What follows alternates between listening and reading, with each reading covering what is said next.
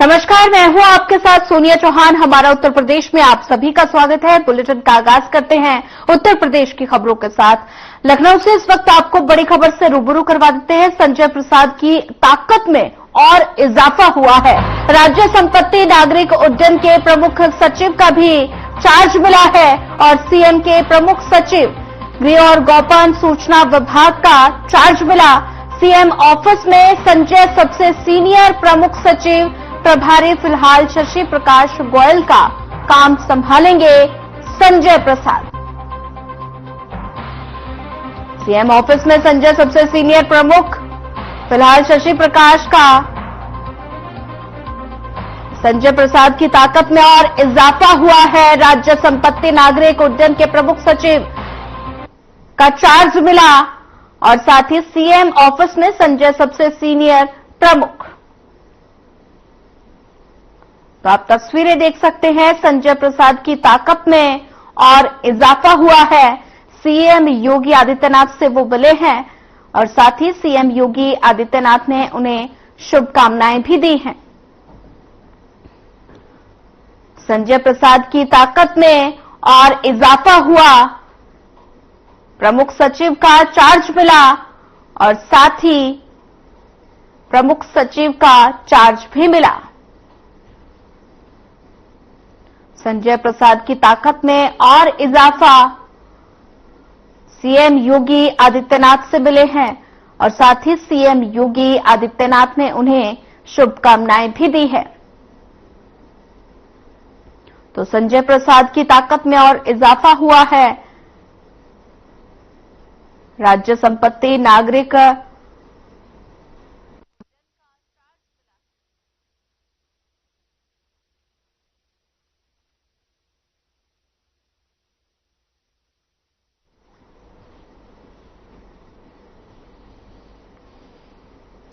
Cabinet ने 2025-26 से 2028-29 तक 4 वर्षों की अवधि के लिए 2000 करोड़ रुपए के परिव्यय के साथ केंद्रीय क्षेत्र योजना राष्ट्रीय सहकारी विकास निगम को सहायता अनुदान को मंजूरी दी।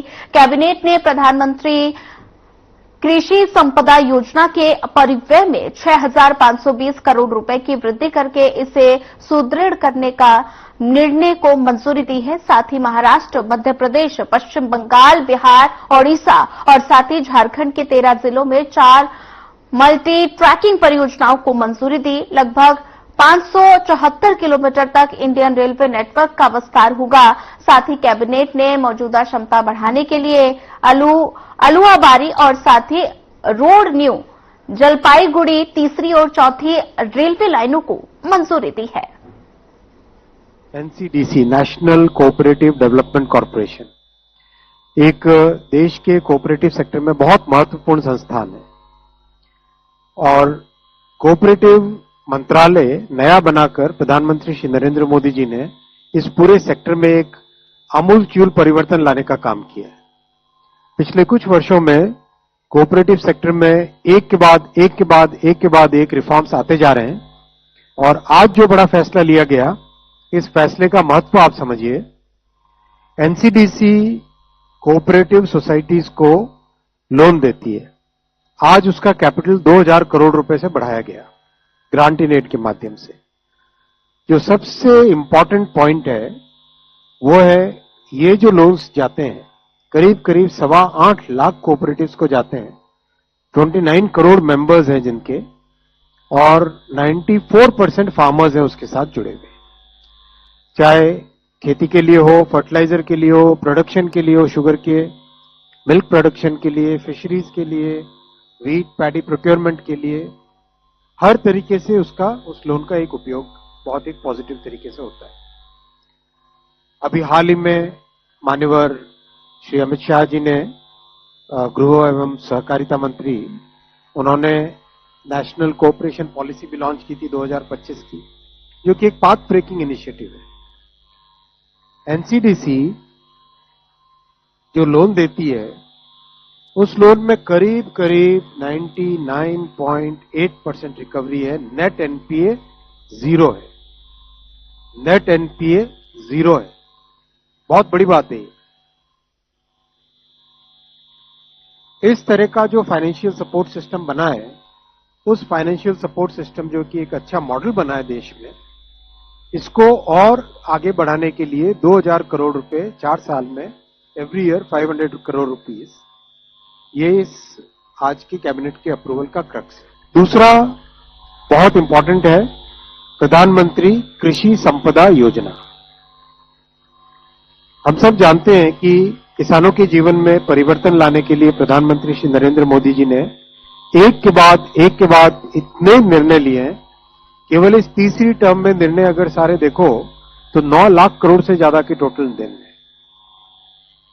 Decisions in the third term itself are more than worth 9 lakh crore rupees.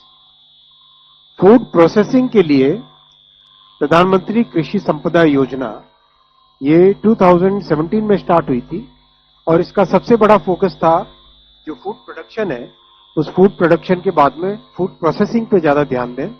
Cold storage, food processing, irradiation, laboratory में टेस्टिंग, सॉर्टिंग, पैकेजिंग करके वैल्यू एडिशन कैसे हो फूड में, उस पे सारा का सारा फोकस है इसमें, इस पूरे स्कीम में। और पिछले बजट में अनाउंस किया था कि 50 मल्टी प्रोडक्ट इरेडिएशन यूनिट्स होंगे और 100 फूड टेस्टिंग लैब्स नहीं खोली जाएगी। तो आज के इस कैबिनेट के फैसले में प्रधानमंत्री कृषि संपदा योजना का आउटले बढ़ा के 6,520 करोड़ किया गया, 6,520 करोड़ किया गया, और नए इरेडिएशन यूनिट्स और food testing labs 50 irradiation units and 100 food testing labs के लिए 1000 करोड़ रुपीस का अलग से प्रावधान किया गया। हम सब जानते हैं इरिडिएशन होने से जो पोस्ट हार्वेस्ट लॉसेस होते हैं, क्रॉप आ गया, क्रॉप आने के बाद में स्टोरेज उसकी करनी है। स्टोरेज करने के लिए जो साइंटिफिक तरीका है वो है उसको इरेडिएट करके स्टोरेज करना। उससे उसकी लाइफ बढ़ती है और उसके अंदर कंटामिनेशन खत्म हो जाता है एक तरीके से। तो ये जो साइंटिफिक तरीके से फूड के स्टोरेज का मेथड है वो इरेडिएशन से। दूसरा, फूड टेस्टिंग लैब होने से प्रोडक्ट की ऑथेंटिसिटी, प्रोडक्ट की वैल्यू और एक मार्केट में एक्सेप्टेंस बढ़ती है। तो ये साइंटिफिक तरीके अपनाने से किसानों की इनकम में सुधार आता है। इसीलिए जरूरी है कि इंटरनेशनल स्टैंडर्ड्स पे एक्सपोर्ट्स को बढ़ावा देने के लिए फूड टेस्टिंग लैब्स की स्थापना की जाए। तो आज के फैसले में ओवरऑल आउटले बढ़ाया गया टू 6,520 करोड़ रुपीस और उसमें से 1000 करोड़ स्पेसिफिकली रखा गया 50 irradiation units and 100 food testing labs.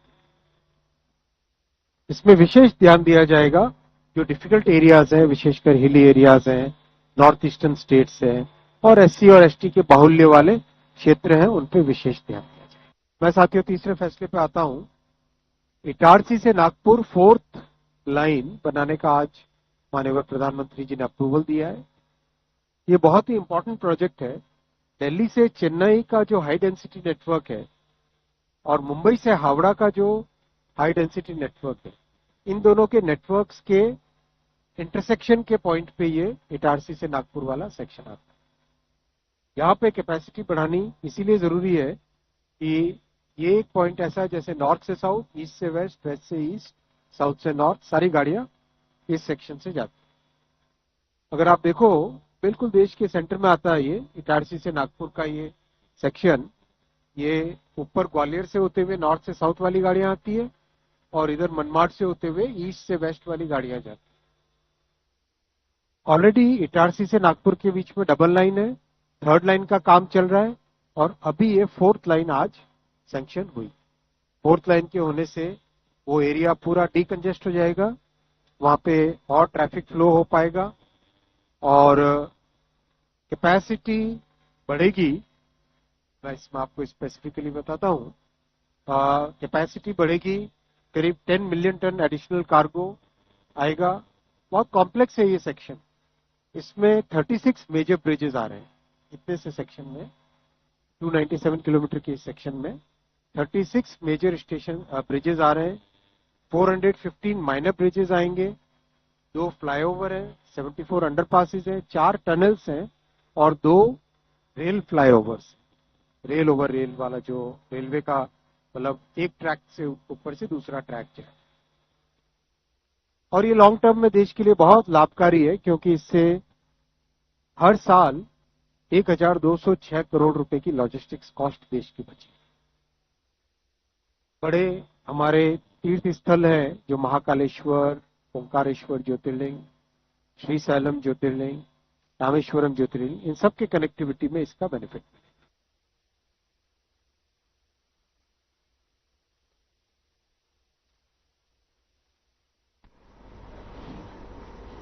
चलिए रुक करते हैं अगली खबर का। मालेगांव ब्लास्ट केस में फैसला आने के बाद उत्तर प्रदेश के सीएम योगी आदित्यनाथ ने भी एक रिएक्शन दिया। सीएम योगी ने अपने आधिकारिक एक्स हैंडल पर प्रतिक्रिया साझा की और लिखा कि मालेगांव विस्फोट प्रकरण में सभी आरोपियों का निर्दोष सिद्ध होना सत्यमेव जयते की संजीव उद्घोषणा है।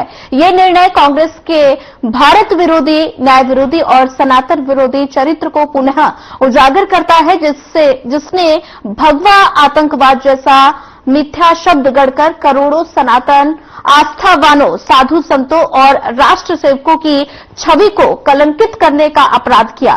कांग्रेस को अपने अक्षम कुकृत्य को सार्वजनिक रूप से स्वीकार करते हुए देश से माफी मांगनी चाहिए।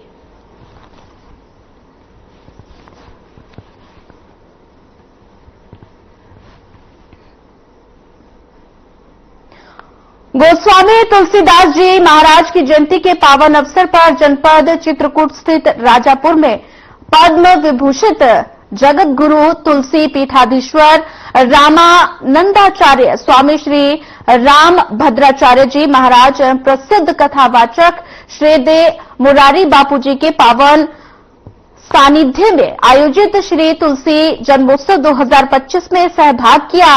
इस अवसर पर सनातन धर्म के प्रति सेवाओं के लिए श्री राम कथा के मर्मज्ञों को रत्नावली, तुलसी, व्यास और वाल्मीकि पुरस्कार से सम्मानित किया गया। आयोजन में पधारने सभी पूज्य साधु संतों, धर्माचार्य और भक्तजनों का हार्दिक अभिनंदन।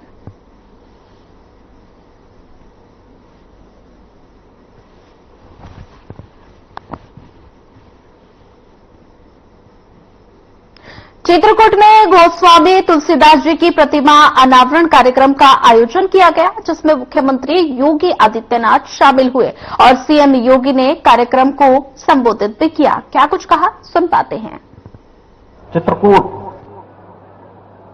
की जब चर्चा होती है, मुझे याद है जब मैं मुख्यमंत्री बना था तो मेरे सामने ये बात सामने आई थी। प्रधानमंत्री जी ने मुझे कहा कि पहला दौरा बुंदेलखंड का करें, थोड़ा बुंदेलखंड की समस्या का समाधान करने की दिशा में हमें आगे बढ़ना चाहिए। और जब मैं चित्रकूट आया था उस समय हमारे जनप्रतिनिधिगण वहां पर इस कार्य के लिए हम लोगों को कहे कि कुछ न कुछ किया जाना चाहिए यहां के लिए। और हमारी सरकार ने तय किया, डबल इंजन की सरकार ने तय किया था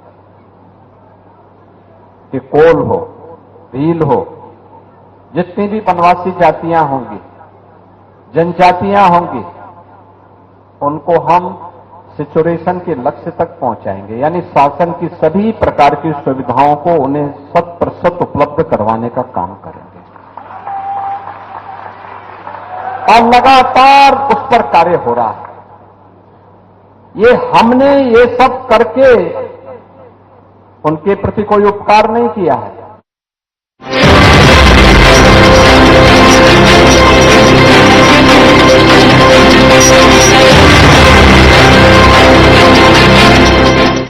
क्या आप जिम जाते हैं, कसरत करते हैं, फिर भी आपकी सेहत नहीं बनती?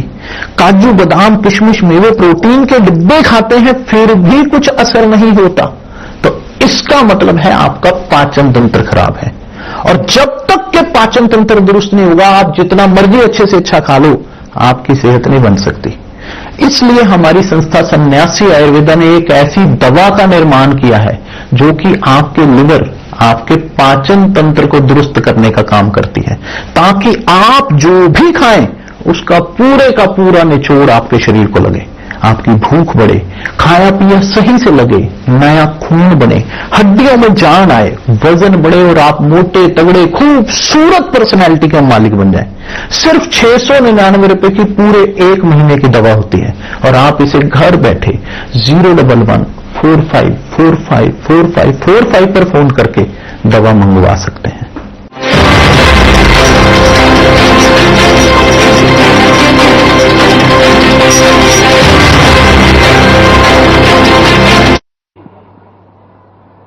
देखो, तब भी तुलसीदास जी के जीवन में यमुना मैया की बड़ी कृपा रही है और आज भी इस पूरे क्षेत्र के लिए वह एक जीवनदायिनी नदी है। तो वहां पे एक रिवर फ्रंट बन जाए तो उसको लेकर के आज इसीलिए जल शक्ति मंत्री को लेकर भी आए हम लोग। हमारे कृषि और कृषि शिक्षा के हमारे जो मंत्री हैं शाही जी को भी लेके आए हैं कृषि विज्ञान केंद्र के माध्यम से। शाही जी मेहनत करते हैं, दलहन, तिलहन, मकई, यानी इन सब का दायरा बढ़ा है। किसानों की आमदनी में कई गुना वृद्धि करने का काम हुआ है। प्रधानमंत्री मोदी जी के नेतृत्व में पूरे देश के अंदर जीवन के प्रत्येक क्षेत्र में भारत ने एक नई प्रगति प्रारंभ की। याद करिए 2014 से पहले सॉइल हेल्थ कार्ड क्या होता है, इसकी जानकारी सामान्य लोगों को नहीं होती थी। प्रधानमंत्री जी ने वादे कर दिया कि सबका हम सॉइल हेल्थ कर, सभी मिट्टी की जितनी भी माटी होगी हर खेत की मिट्टी का सॉइल हेल्थ का चेकअप कराएंगे। आप सोचो, हम अपना ब्लड प्रेशर नपवाते हैं, शुगर नपवाते हैं, मौसम चेंज होता है, थोड़ा सा फीवर की स्थिति होती है, हरारत होती है, हम अपना टेम्परेचर नपवाते हैं। लेकिन जो धरती माता हमारा पेट भरने के लिए अन्न पैदा करती है, उसके स्वास्थ्य की कभी हमने चिंता नहीं की। पहली बार हुआ प्रधानमंत्री मोदी जी ने व्यापक पैमाने पे पूरे देश के अंदर सॉइल हेल्थ कार्ड जारी किया। सॉइल हेल्थ के लिए एक बड़े प्रयास प्रारंभ हुए और सॉइल हेल्थ के इन कार्यक्रमों के माध्यम से लोगों के जीवन में व्यापक परिवर्तन का कार्य हुआ। कृषि बीमा की योजना लागू की गई, प्रधानमंत्री कृषि सिंचाई की योजना लागू की गई, बुंदेलखंड में भी 1 दर्जन से अधिक सिंचाई की योजनाओं को आगे बढ़ाने का काम किया गया। परिणाम हुआ, सिंचाई का दायरा बढ़ा। जहां 1 फसल होती थी वहां 3-3 फसल लोग ले रहे हैं। वैज्ञानिक पद्धति से खेती करने के तौर तरीके बताए गए, परिणाम सामने आने लग गए, किसान की आमदनी बढ़ोतरी हुई और यहां पर जो निराश्रित गोवंश की समस्या थी, उस समस्या के लिए हम लोगों ने निराश्रित गो आश्रय स्थल देकर के भी किसानों को, हर किसान को कहा गया कि वे निराश्रित गो आश्रय स्थल पर गाय हम रखेंगे। एक गाय का प्रतिदिन का खर्चा हम 50 रुपए तय किया, 1500 रुपये हम लोगों ने तय किया कि 1500 रुपये हम उसको महीने का उपलब्ध करवाएंगे और एक गाय की सेवा के माध्यम से गोरक्षा का दायित्व निर्वहन करेंगे। यानी ये सभी कार्य व्यवस्थित तरीके से आगे बढ़ाने का कार्य प्रारंभ हुआ और परिणाम आज हम सबके सामने आ गया है। कैसे परिवर्तन किया जाता है, ये परिवर्तन कैसे होता है? बुंदेलखंड में पहले जोड़ने के लिए कोई अच्छा मार्ग नहीं था। आज बुंदेलखंड एक्सप्रेसवे है, बुंदेलखंड एक्सप्रेसवे सीधे दिल्ली से जोड़ता है। अब राम वन गमन पथ बन रहा है, ये सभी मार्ग जोड़ रहे हैं। एक तरफ भक्ति के प्रति आस्था, चित्रकूट के अंदर आप देखते होंगे, चित्रकूट व्यापक परिवर्तन का आधार बना। चित्रकूट अब दर्शनीय हुआ है, लोगों को लगता है ये काम बहुत पहले होना चाहिए था। रोपवे बन गया, कामदगिरी की परिक्रमा को और पवित्र बनाने का कार्य हो रहा है। स्वच्छता के कार्यक्रम को और अभियान के साथ आगे बढ़ाने का काम हो रहा है। पावन मंदाकिनी नदी की शुद्धता और उसकी अविरलता को लेकर के भी एक बड़े कार्यक्रम को आगे बढ़ाने का काम हो रहा है। वहीं वहां पर स्थित आश्रमों की सुंदरीकरण, पुनरुद्धार पौराणिक काल से। आप सोचो, सीता मैया को उस समय मानुसैया ने क्या दिव्य रत्न उपलब्ध करवाए थे। वनवास कालखंड में उनके सामने कोई संकट न खड़ा हो। ये चित्रकूट की धरती है, चित्रकूट की धरती में सब संभव हो पाया था। और आप उसी अभियान को आगे बढ़ाने के क्रम में याद करिए, जब 1990 में यहां पर सरदेव नानाजी देशमुख आए थे, उस समय क्या स्थिति रही होगी, उस समय कैसी स्थिति रही होगी। नानाजी देशमुख के बारे में कहा जाता है कि वे एक व्यवहारिक दृष्टिकोण रखते थे और स्थानीय समस्याओं का समाधान, स्थानीय मुद्दों को लेकर के उसकी समस्या का समाधान का मार्ग उनके द्वारा प्रशस्त किया जाता था।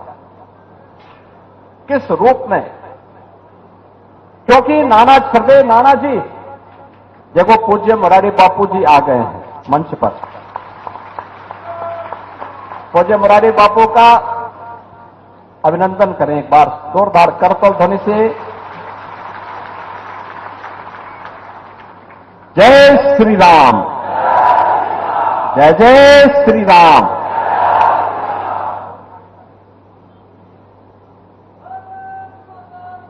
क्योंकि सरदेव नानाजी ने अपने प्रचारक के काल कार्यक्रम की शुरुआत गोरखपुर से ही की थी।